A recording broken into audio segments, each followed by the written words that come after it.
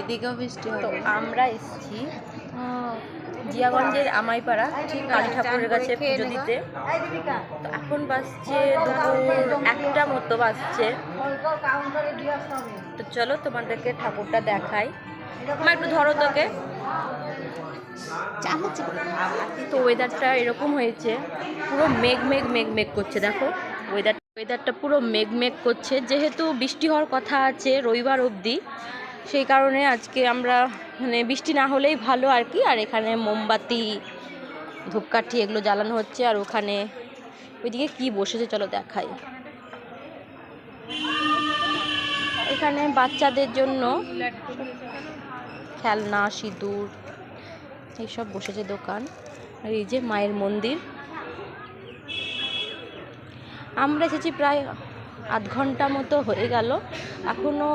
এখন পুরোহিত মশাই সবে সবে শুরু করছে পুজো। যে এখন বলি বন্ধ, সেই জন্য এখানে তালা মারা আছে, ঘিরে দিয়েছে, এখন বলি হয় না। আর এই যে মাকেই দেখানো হয়নি, আমাইপাড়ার বুড়িমা। দেখো ঠাকুর মশাই সবে সবে এসে পুজোর জোগাড় করছে। চলো একটু জুম করে দেখাই তোমাদের।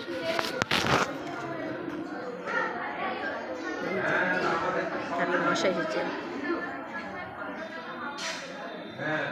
মা খুব জাগ্রত, মা সবার মনের কথা শোনে। এই যে পুরো মন্দির প্রাঙ্গণ, এখানে মা এসেছে, দিদি সবাই এখানে বসে আছে।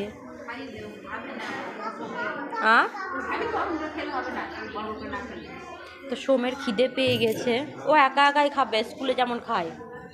তো বাড়ি থেকে আমি চাউমিন করে এনেছিলাম, ও এখন মানে খাওয়াতেও দিবে না, ও নিজে নিজেই খাবে। ও স্কুলে খায় তো খিদে পেয়ে গেছে ওর, মানে যেহেতু 1টা বাজছে আর অনেকক্ষণ হয়েছে ও খেয়ে এসছে বাড়ি থেকে। ও খাচ্ছে দেখো কিরকম করে, এতটাই ওর খিদে পেয়ে গেছে। দেখছে সবাই বসে আছি আমরা। তো চলো আমি ওকে একটু খাইয়ে দিই, না তো পুজো শুরু হয়ে যাবে।